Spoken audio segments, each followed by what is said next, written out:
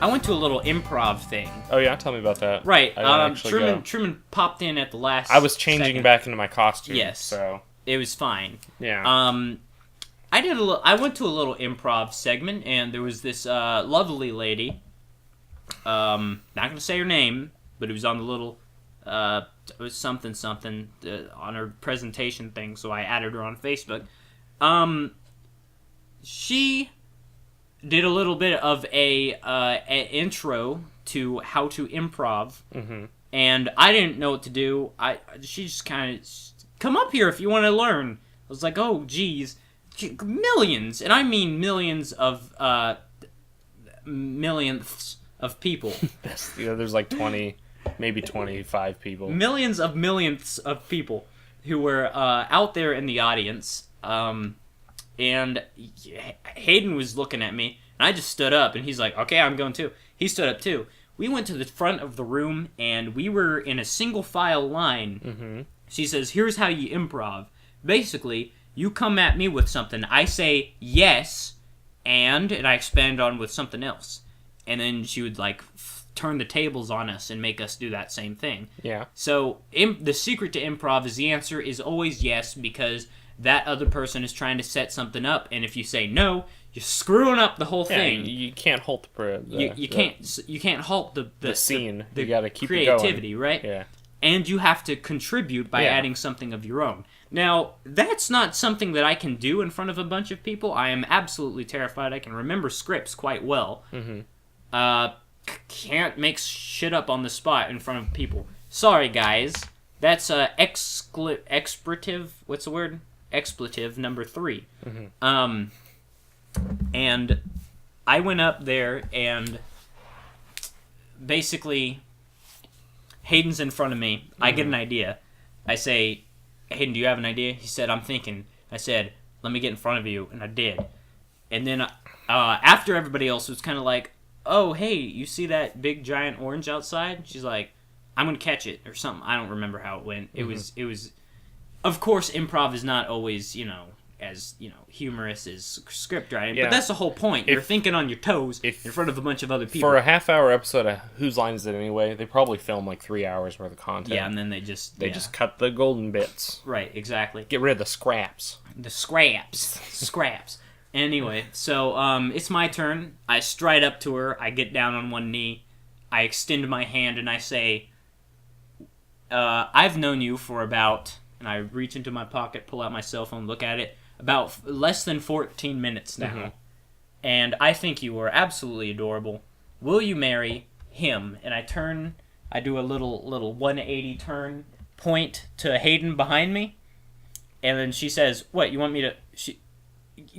While I'm in the middle of this, she says, you always say yes. Always. She says... Hey, Phil, can I have $5? Always say yes.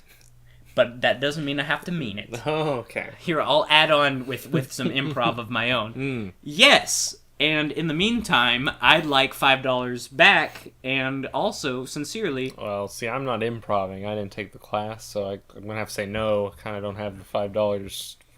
I mean... Curses, foiled again. I just lost $5. Improv. No. Truman didn't take the class. Truman fails. Mm-hmm. I lose money. Yeah. That's just how it works in this household. Anyway, so... she says, so, gotta say yes. And then I point to Hayden. She says, what, you want me to marry that guy? It's like, yeah, he's my friend. His name's Hayden. He's pretty cute. You want to marry him? She says, no. And I was like, oh. You can't say no. I didn't say that, but... She can't say no. I just stood up, and I went to Hayden, said, I tried, my friend. I'm sorry. Should propose to Hayden to make him feel better. But here's the thing. He said, I don't remember what happened, because I was, like, in the zone of being up there in front of people, and memories weren't being held. But I think somebody said something like, weren't you, like... Why don't you and him hook up or something? Because you said he was, like, handsome or something like that. I said, I'm not doing that yet. And somebody's like, oh, yet? Whoa, I don't remember. It all passed by so fast, and I was scared. Yeah. I was nervous. Mm-hmm. I go to the back of the line. Yeah. Line's divided. Mm-hmm. After Hayden does something, I don't remember. Line gets divided. I just happen to be paired up with Hayden. And I go up to him and I said, hey, man, I don't think this is going to work. I think we've been together and I think it's time that we take a break or something like that. And he says, I can't believe you're breaking up with me, man. I can't believe that you're doing this. And we did a little bit of an exchange. Also, memories fail me because I was so nervous. Yeah. It would probably have to be recorded in order for me to remember it all. But basically, he just finished with, and also, it's yours. And everybody laughed. Yeah. He was talking about babies, in case you didn't catch that. Oh, yeah. And I was like, oh my god. Anyway, next time, I got paired with somebody else. Yeah. I said, this is after a lot of other people are doing their little exchanges or whatever. I'm not paying attention to them. I'm thinking about what I'm going to do next. You got to think about that kid. It's your kid. Yes, that's exactly right. Yeah. I get paired with another person, and I ask him if he wants a free baby. Free babies. Yeah, I said, hey, so you want a free baby? I say it under my breath because, I'm trying to be secretive here. But audience can't hear me. Yeah. Somebody else has to, scream it loudly for other people to hear what I'm saying. I'm nervous, but I get a good humorous guffaw from the people who are immediately in my vicinity. Essentially, the guy says, I don't know what to say to that. And she says, well, just add something. He says, I don't know. And then I kind of step away, but I kind of step back because I want him to have the chance, but I also don't want to, stick around and make him nervous if he wants to just go to the back of the line. Yeah. I go to the back of the line anyway, and he goes to his back of the line, and then we come back up again. I am met again with this miss who is hosting the panel. Yeah. And I don't remember. She says, I'm really interested in what you're going to say, but you have to speak louder. You have to speak louder so everybody can hear you. And I was like, all right. I'm swallowing. I'm concealing my shakes. Yeah. So I'm really nervous of crowds. I got to tell you guys right now. It's very frightening being in front of a group of people who may or may not be judging you silently under their breaths. Oh, you should be fine with that, because I judge you all the time. Like right now. God, come on. All right, well, that being said, I think it's about time that we wrap up this app. I'm just kidding. Here's Phil. I'm just kidding. I'm kidding. Okay. I'm kidding. You're gonna keep going with the story. I'm gonna keep going with the story, Just and then we keep got on. one more. Well, one more panel. I've got one more thing I want to ask you about this story. Okay. Come on. What's the question? Well, you just go. No. Okay. Finish. So basically, she asked me if I have something that I wanted to start. I was like, I have no idea, because she has a partner with her right now who has an idea, and he says, "Sir, this is my wife right here," and I just yelled, "Oh snap!" because I didn't know what else to say. I saw that part. That's when Truman walks in. I didn't know he was there until after this whole thing. You didn't notice the large, heavy weapons guy. Right, I was looking immediately at the people who were confronting me. And everybody laughed because screaming "Oh snap" is funny, and also that's the only thing that I really scream, even on the Chatmen. Typically, yeah. Well, I scream a lot on the Chatmen, we scream a lot. But you know what I mean. It's one of many catchphrases of my own. Basically, walk up to me. He's like, "We need a donor," and I was like, "Oh, okay, yeah," because that was my character. I had established a character who is essentially a whore, and he just gets with. Why didn't you just give him your baby? Just hand him over.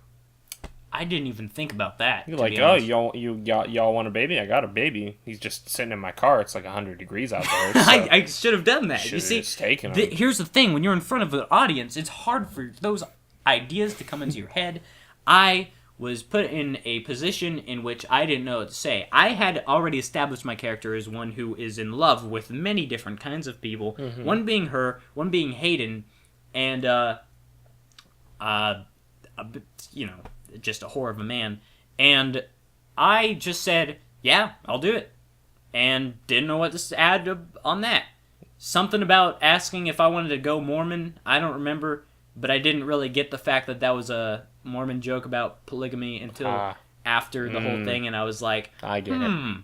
I saw a few little, maybe one scowl from one older lady in the audience. She may or may not have been a Mormon. I'm not sure. But I just said yes to everything, but I didn't add anything of my own, so I stepped to the back of the line, noticed that you were there, and I left because I thought that I had contributed. You'd peaked. I'd done all that I could do, and it was time for us to move on and do other things, so I left.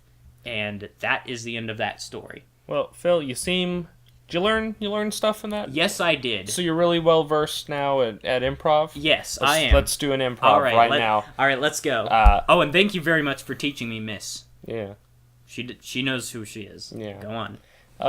Welcome to John's Sandwich Shack. How can I help you? Oh, hello, John Sandwich. I'd like to have a sandwich, please. Is that what you sell here at the Sandwich Shack of John Sandwich? I mean, we do. It's kind of early for a sandwich. It's like 3 a.m., but I'll make you one. What do you want? Oh man. What kind of ingredients do you have, Mr. John Sandwich? I myself prefer like a good helping of sardines and sauerkraut. We're out of sardines and sauerkraut. Do you have any mustard?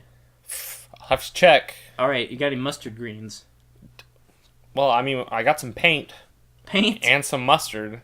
I mean, paint probably toxic, but it probably tastes pretty good. It says right here, non-toxic. We're good. Are you sure about that? I can just paint. I'm gonna read that right on you over your shoulder. Pour right this in the mustard. I'm pretty sure you wrote non right in front of that. No. All right. No, that's just. All right, I'll take your word for it. Yeah. What color paint is it? It's brown. Oh, I'm allergic to brown. I'm gonna have to get another. Okay. Gonna have to get another kind of paint. Let's move that. Some mustard. That's all you want on your sandwich? Just mustard and bread. You have any bread? We're kind of out. We got saltines. Saltines and mustard. That's all you have.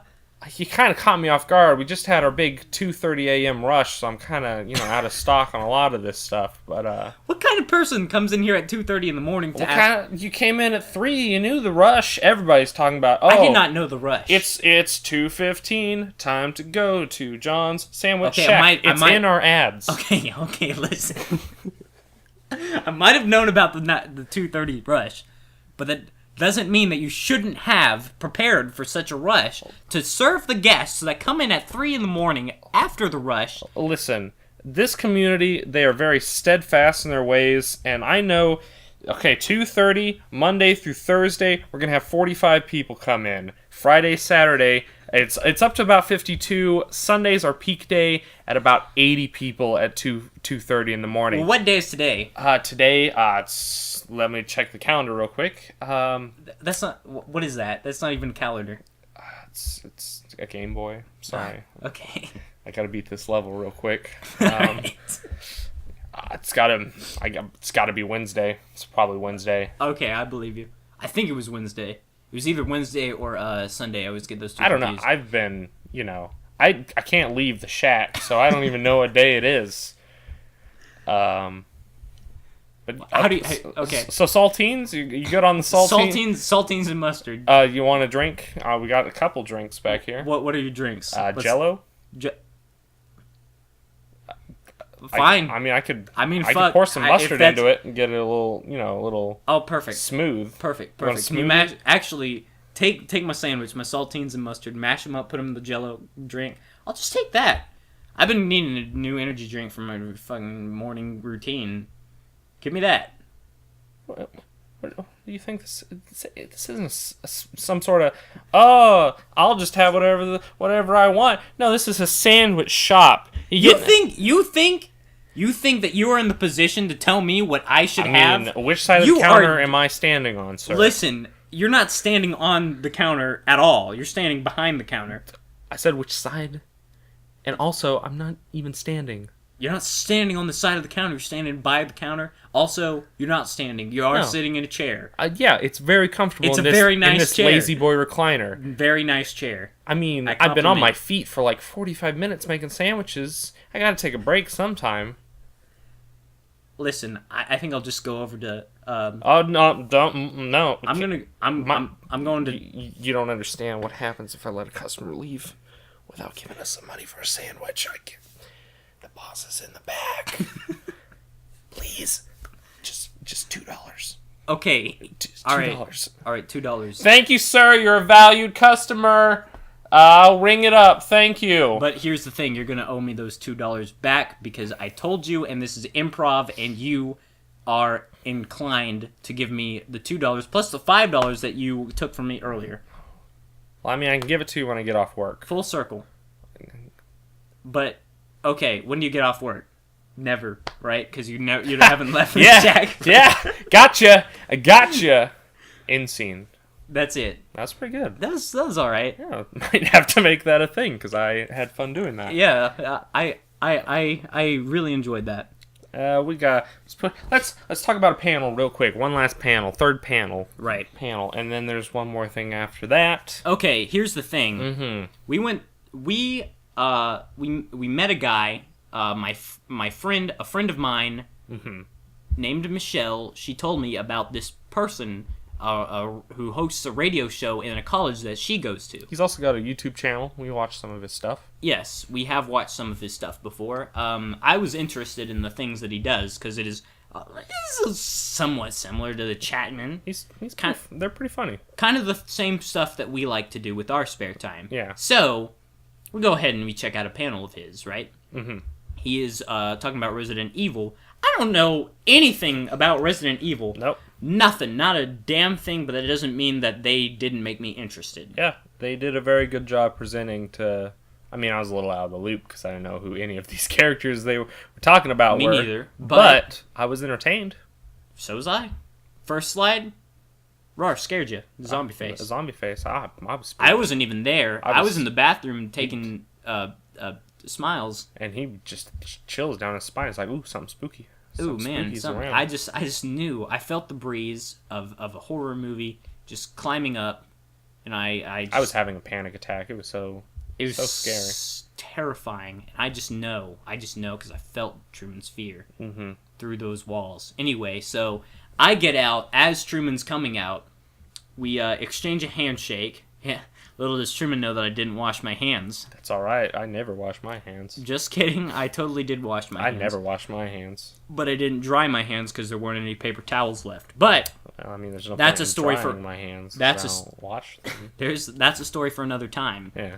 I go into that panel. I sit down. And I get the second one, the Rar scared you again slide that is also Zombie's face, and everyone's laughing at this point. Apparently, it didn't go over so well on the first time that they did it. The first time, everybody was still kind of warming up to who was presenting. Like, they didn't understand their sense of humor. Right. And it was very entertaining from then on, especially the Wingdings segment, where apparently the person who had been making the slide changed the font multiple times until it was Wingdings, and they couldn't read what they were trying to tell everyone. That's pretty good. That was pretty good. I thought it was a pretty good joke. Their prize system was pretty cool. I'm jealous that we can't do that now because they've perfected it. Yep. Just handing out prizes. We thought about, we have thought about making a panel. Yeah, we got a whole year. We got a year to prepare, and it would be about something else that. Let's not spoil anything. I'm not going to spoil anything. I'll just say that it has something to do with Tokyo, and for some reason nobody in Tokyo and Tulsa does panels about it. It's Tokyo Drift. That's what it is. That's exactly what it is. Except it's not. I love Fast and Furious. I don't know Too anything fast, about it. too furious. I don't. 3 fast for furious. Yep. Yep. Anyway. 6 fast, the furriest. Fast flies. Anyway, I really enjoyed that slide. It was incredibly humorous. It was entertaining. It was educational. Yeah. And I don't know what else to say other than that. You guys should look up the Trainwreck Boys. Is that what they're called? Trainwreck Studios. Trainwreck Studios. The Trainwreck Boys on Twitter.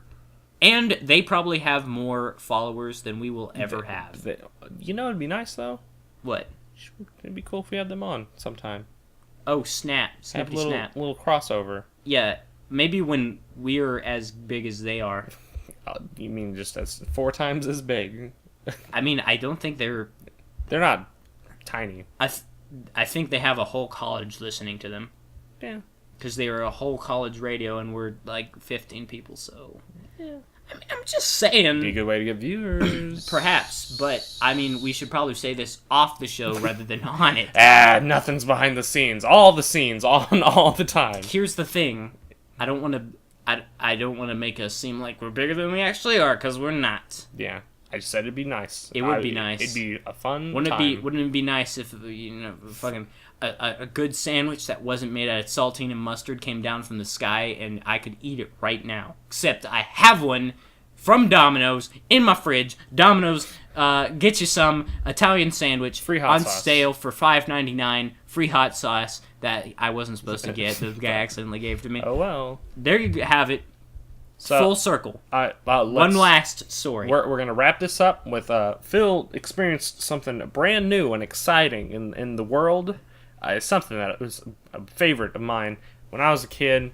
I used to go to the zoo, and my eyes would light up because I'd see off in the distance a little cart selling a magical thing called Dippin' Dots ice cream.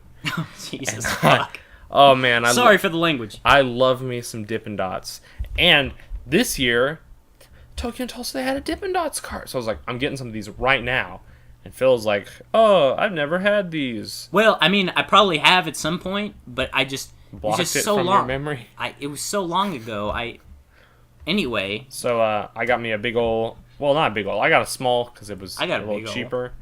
Got me some rainbow Tutti Frutti Dippin' Dots, and they were so good. And I went ahead and got a big cup. But Phil, break down the experience for everyone because, oh boy, it was Let me tell you guys something. Oh man, quite a thing. If you want your tongue and entire taste palate to be raped by a stinging cold yet delicious substance, whatever. Go ahead and go run down to the Tokyo and Tulsa Cox Business Center and get yourself some Dippin' Dots ice cream, specifically the rainbow kind, because the vanilla kind is not that good. Yeah, the milk-based ones aren't as good as the fruit ones. I went ahead and I had a huge ass cup, and I'm cussing again, but oh well. And I started shoveling them in my mouth, and I was like, this is quite. Oh man.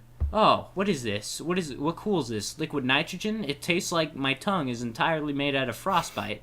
And I went ahead and I cried. I cried my goddamn eyes out. Here's the thing. You kept saying like it was good, but the face that you were making was just pain. You were so... Oh, there's... I forgot to put my phone on silent. Well, that's a good symbol. We got to get this wrapped up. Anyway, Phil, you looked like you weren't enjoying it in the least, and I kept saying like, if you don't want them, I will finish them for you. But I loved them, except for the fact that I didn't. I loved those Dippin' Dots, but they hurt so bad. I've never seen somebody so pained and angry while enjoying ice cream. It was not ice cream. It is ice cream. That was colder than ice cream. It's like soft serve that's liquid nitrogen freeze. That's like Pluto. Basically what it is. It was. I don't know why you're complaining. It didn't ever hurt my mouth ever. I had a big cup. I had to finish them before they melted, and when I was shoveling them in my mouth, which it tasted great, it would chill my mouth instantly to below freezing. Like I felt like my tongue was porcelain. Just break off. Could just break off at any moment. I cried and I cried some more, and I smiled. And then you bought some more the next day. My soul, and then I bought some more the next day. And that is my experience with Dippin' Dots ice cream. So good. Get you some at the Cox Business Center in Tulsa, Oklahoma. I saw some at a gas station once. They were around. I saw some at the Tulsa Zoo when I was tiny small. I probably had some, but they're a nice treat. Go get you some. And cry in pain if you're a little whiny word like me. Yeah. Wimp. There's a word. That's not a cuss word. All right, so our timer went off. That means we're out of time, so we're going to wrap this up right now. Hey, what? I don't want to go. We'll be around. When are we going to record our next episode, Truman? I don't know. People have been seeing us for 3 weeks. Well, I mean, technically they're not seeing us right now. Yeah, well, I mean... We're going to make some more stuff, guys. Hey, guess what? We got to finish our stories. Doing a little swip and swap. Yeah. So, you guys want to listen to another story. There'll be stories soon, guys. Stories soon. Maybe some other stuff. Probably throw together another Fast Top 5. Probably that. Because they only take a couple hours to make. But, guys, if you enjoyed us just rambling, because that's really all this episode was, hit us up Pretty much every episode is. Yeah. That isn't like a review or a story time. Story time. But hit us up on the Facebook. We got just a sparkling, shiny, untarnished Facebook page because there's no traffic. So just why don't you go over there and hit that like button. And your bandwidth will just not change. Don't worry about the page crashing because of all the views. You are our lone passenger, and we will treat you first class with a smile, serving you ice cold cups of coffee. I don't know where I'm going with this, but anyway, Dippin' Dots. Hit us up on the Facebook. That's where you can get the up-to-date stuff. Hey guys, things are coming out. But if you want just shows up right when we post content, subscribe to us on YouTube. Just right there, YouTube, Facebook, or You're- Gmail at chatmenshow@gmail.com, as well as We also have a Twitter. that I never go to because I don't use Twitter. Basically, I just But if you want to get on our Facebook, it's there, and I will see that. Huh? yeah. Oh, wow. Okay, guys. Dead air. Yeah, dead air, but that's all right because this episode is dying and it's over and it's done. We'll see you guys in the future. I love you. Oh, That's so nice. I'll make you that sandwich now. You want it? You really will? Yeah, I'll go make Saltines and mustard? you one. So good. You promise. I'll go make you one. Do we have any mustard?